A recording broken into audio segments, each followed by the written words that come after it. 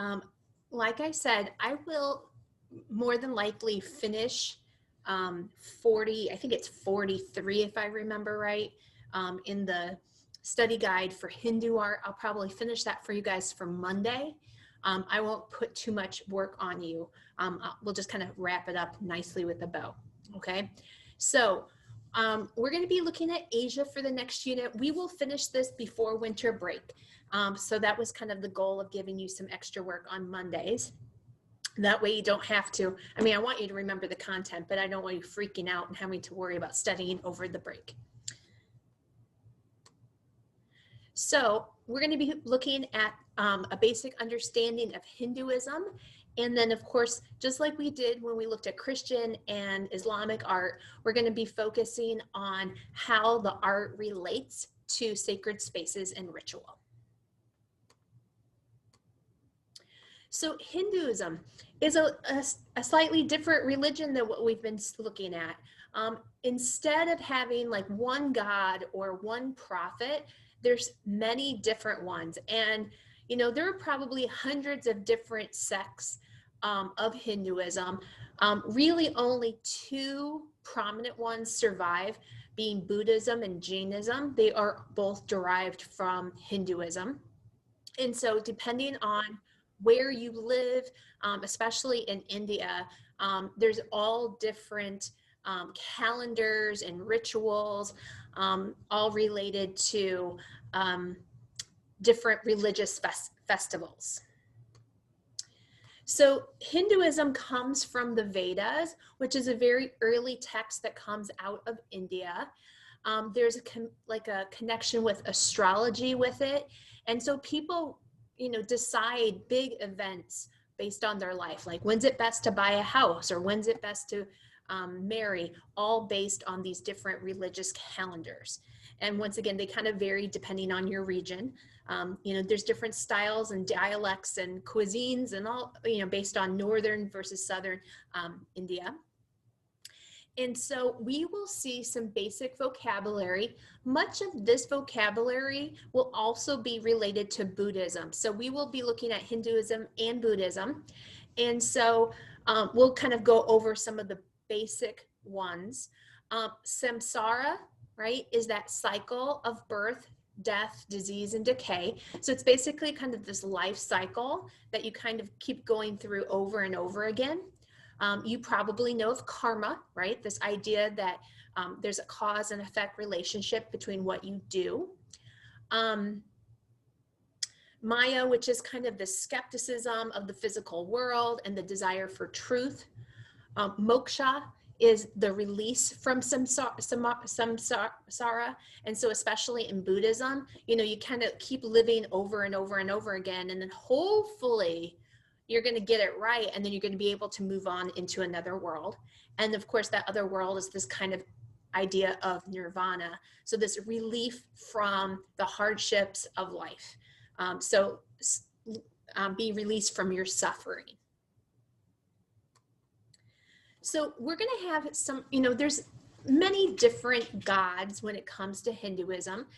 We really don't have a lot of art even coming from Hindu religion, but we'll go over some of the basic ones that, you know, if you went to a different temple or if you went to a museum, different kinds of images that you might see.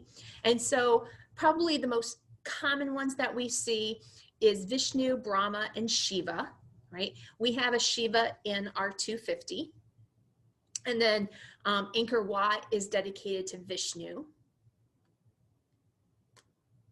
So Brahma is the creator god, and it's kind of interesting as if it's one of like the kind of the main gods, but he's probably depicted the least in many different temples.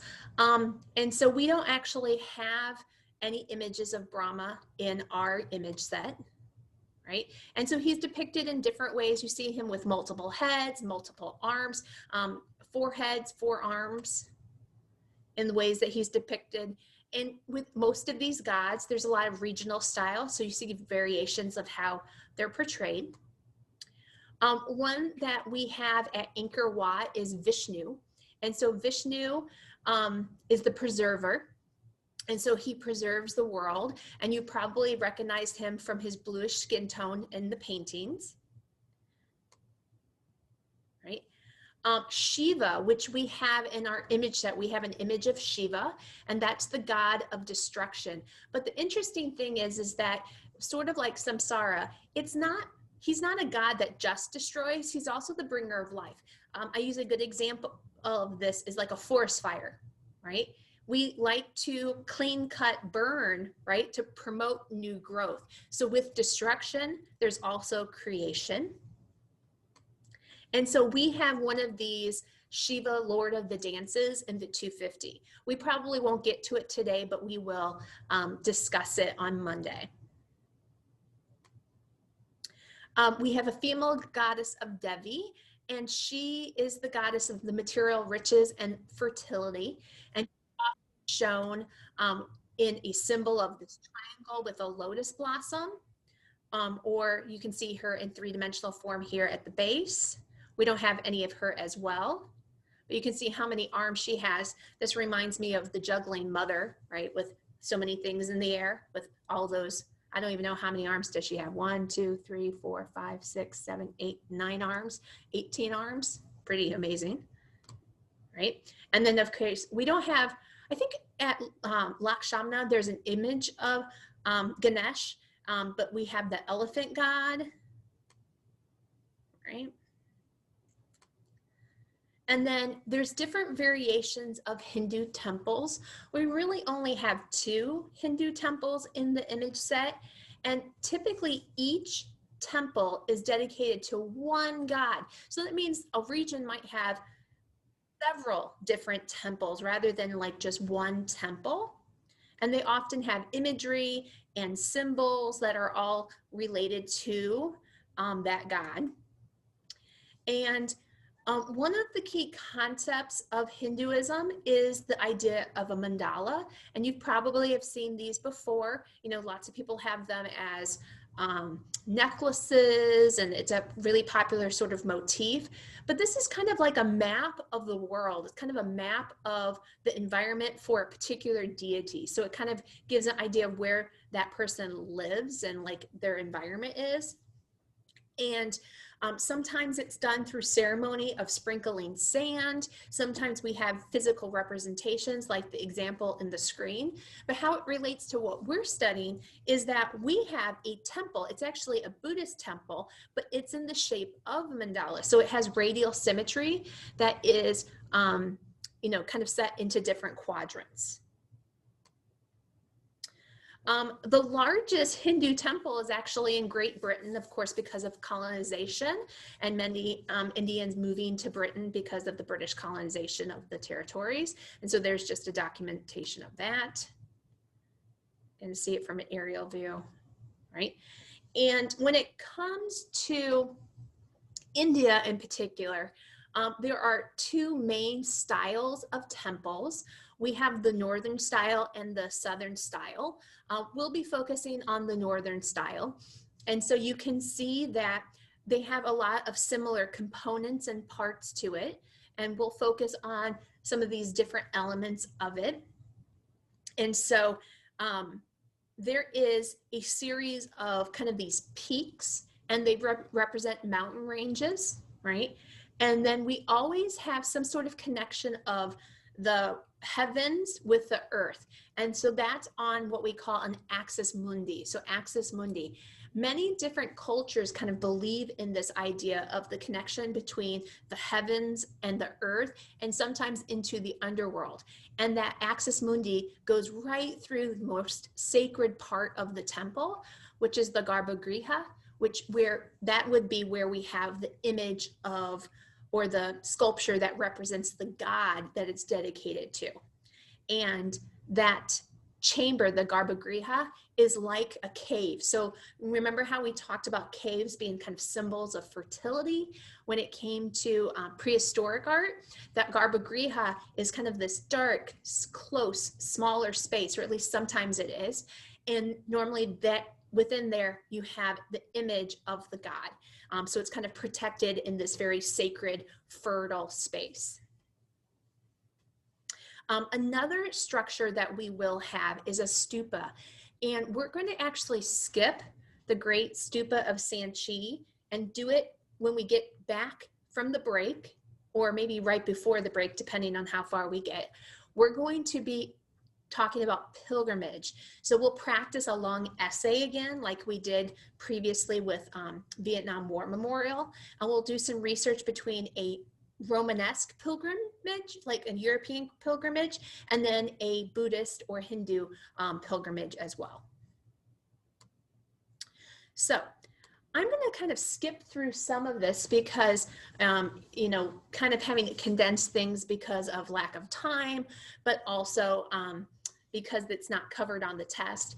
But I hate to show you like one example of a temple. So I'm going to show you some examples, but kind of zip through it a little bit faster. So I apologize for that.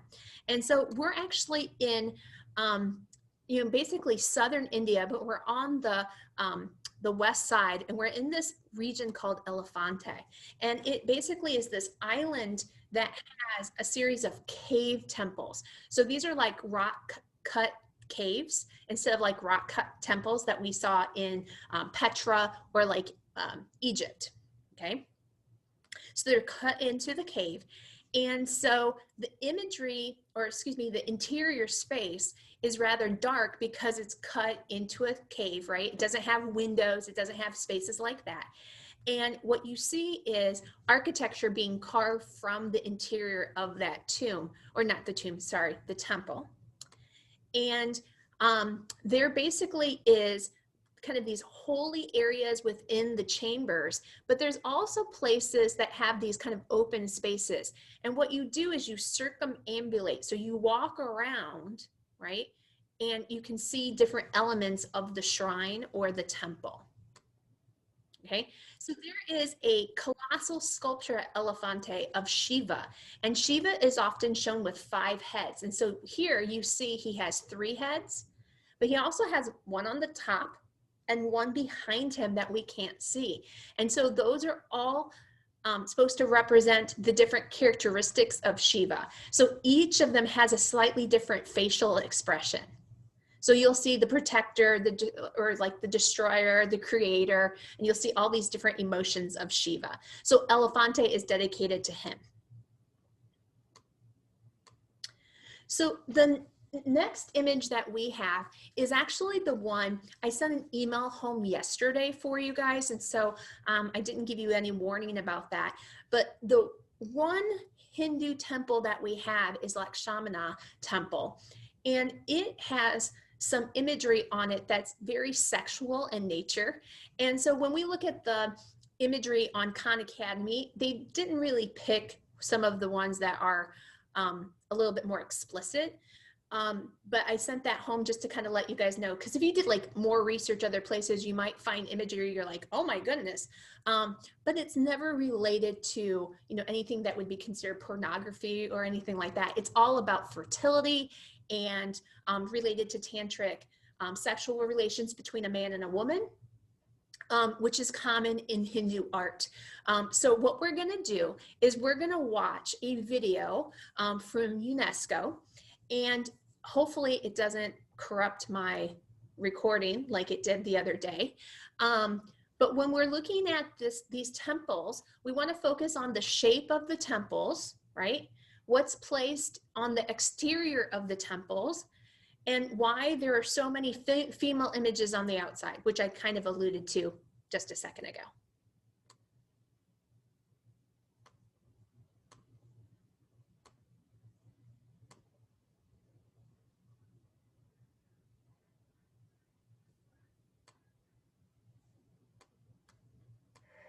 The Temple of Kama, the Khajuraho group of monuments. This is Khajuraho in India. During the Middle Ages, this small village was once the thriving capital of the Mandala dynasty. The temples here were built by rulers of the dynasty. This is the largest. It's nearly 40 meters high and has been built in the shape of the Himalayan mountains. The Himalayas are sacred and believed to be the home of the gods. 85 temples were built here between the 10th and 12th centuries. More than 20 remain today. This is Matengeshwara temple. A towering linga stands in the center of the temple, the unlimited energy of life. A monk is blessing a follower with holy water. God will reward those who pray wholeheartedly to him with new powers. Numerous carvings cover the entire wall. The whole temple and countless carvings merge together to create the impression of a universe. This is a figure of the Hindu god Shiva. Interestingly, the female statues surrounding him are the same size. They're celestial nymphs known as Apsara. In India, it's long been believed that the female possesses power to create life and is the source of the universe's creation. The Apsara statues also provide a glimpse of life at the palace. This figure has a small mirror in her hand to adjust her hair. This one is dressing, and this one is putting on eye makeup. However, the most outstanding of all these carvings are sensual ones. They're called Mithuna. Mithuna means one pair. It was believed that sexual acts were not something to be hidden, but were natural. They should be seen as acts of harmony and joy. Some humorous Mithuna carvings are also found here. These two female figures standing aside the embracing couple appear a little embarrassed, but remain focused on what is happening. In Hindu doctrine, believers must dedicate their life to Artha, which means to earn wealth, Dharma, which means the law of right action, and Kama, which is a pursuit of love and pleasure. Spiritual freedom comes by mastering all three stages. Pursuing love and pleasure in life is therefore considered of great importance. The union of man and woman has a significant religious value which goes beyond our understanding of virtue and vice.